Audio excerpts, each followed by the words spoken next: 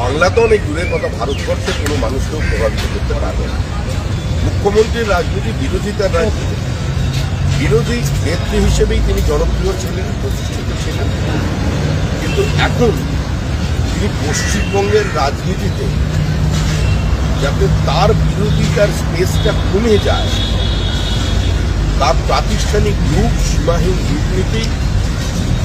গোটা সমাজকে খোলা বাজার বানিয়ে দেওয়া এবং সর্বোপরি আইন শৃঙ্খলার চূড়ান্ত অবনতি,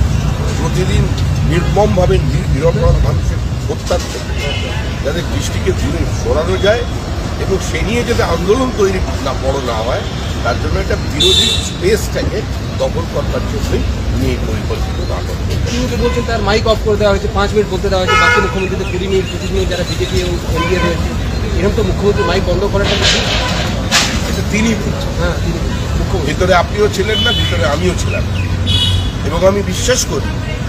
যে ভারত সরকারের কোনো মন্ত্রক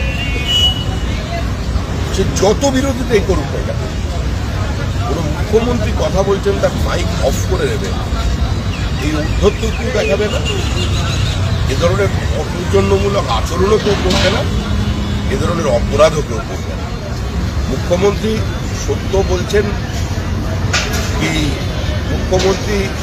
তার প্রতিবাদটাকে এভাবে রেজিস্টার করতে চাইছেন, এটা নিয়ে সিদ্ধান্ত মানুষই করবে।